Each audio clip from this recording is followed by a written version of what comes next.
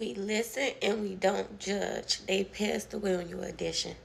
Now, here, I already recorded this, but I cannot stop bawling my ass out, y'all. And I'm trying to get through the story. So this time, I'm going to try to record it without crying. So this is about my baby daddy.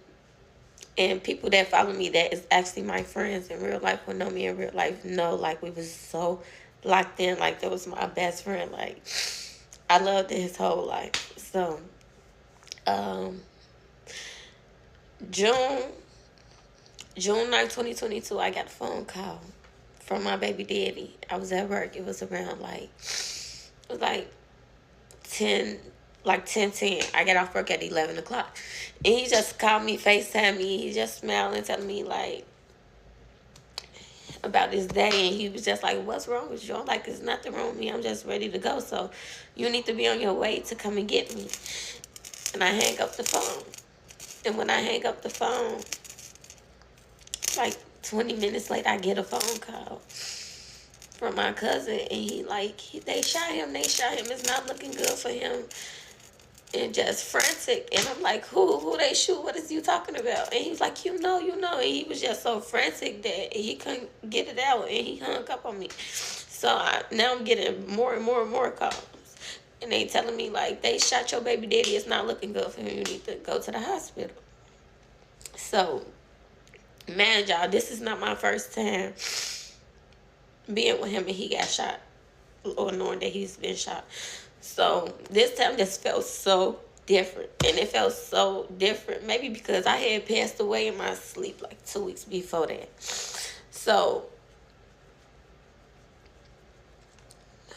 I don't even want to get into that, but I'll tell y'all at the end. So it just felt different. And I still had like 15 minutes on the clock. And I just jumped up and I was screaming and crying, and I was really frantic and panicking and stuff. So I had to book me an Uber. I booked me an Uber and I left. I left the site. And when I got to the hospital, they was taking him off the ambulance.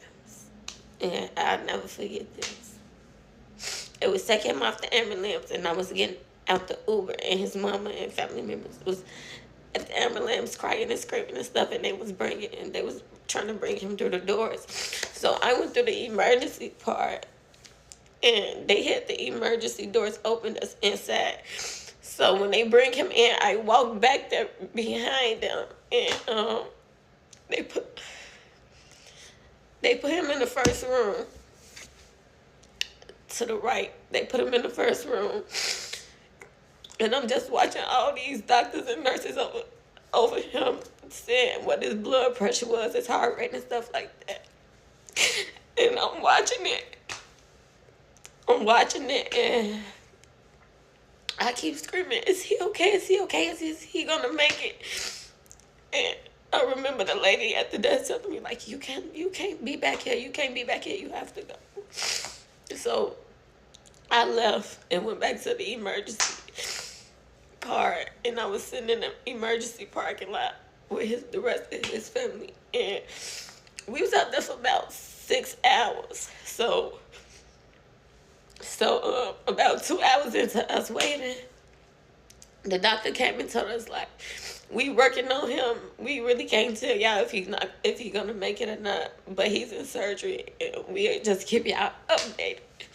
So I really feel like from that point I had kind of knew, but I was just being optimistic. I was just hoping. I was praying. I was just praying and praying. I never prayed before. Yeah, I prayed so much that day. So let me get myself. I prayed so much that day,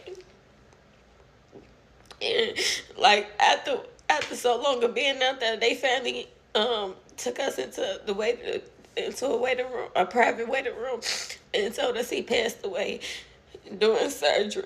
A bullet that hit a main artery in his leg killed him. And he got shot like 25 times.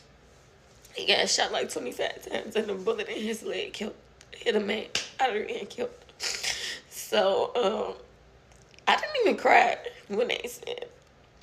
I think I was more shocked than anything, but I did not cry. I did not stay to see him or anything. So I just left right after they said that. I literally walked to the exit of the hospital, and I booked me an Uber. And I remember sitting down on the sidewalk waiting on my Uber, and I called my auntie in, and I just started crying. I keep going to TJ. I don't know what to do. And he passed away on me. Yeah, he passed away on me. And what's so crazy is, y'all, just imagine going through that. And your birthday is 4 days away. Your birthday's 4 days away. So he got shot June 9th, and he passed away June 10th. But I'm going to go back into the story of what I was telling y'all. So 2 weeks before that, I was drinking with my friends. I don't want to really get too into the story, but I was drinking with my friends, and we all had a reaction to the liquor. I didn't. They was throwing up and stuff, and they was high, and they was taking their clothes off and stuff. And they had a bad reaction to the liquor, but I didn't. So when my baby daddy came home, he was helping my friends cleaning their throw up and stuff, made sure they got home and stuff like that. We laid down and went to sleep. And when I went to sleep, he said it sounded like I took my last breath. So he called the ambulance because I was not breathing. So he called the ambulance, and they telling him to give me CPR. So he giving me CPR.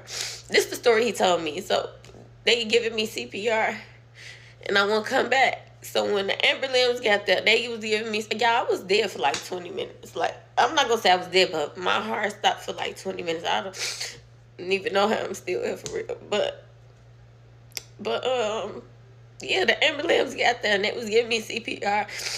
And they put an oxygen mask on me. Like, I was not coming back. So they stabbed me with a Narcan pen twice. And they stabbed me with a Narcan pen twice, and I woke up. When I woke up, I was coughing up blood. And I seen everything that was going on. And I'm steady trying to ask what happened, but the words won't come out of my mouth. So when I got to the hospital, they told me I overdosed off fentanyl. So, yeah. If he was never watching me while I was asleep, I wouldn't be here today. Yeah. And then he passed away on me 2 weeks later, so it really fucked me up.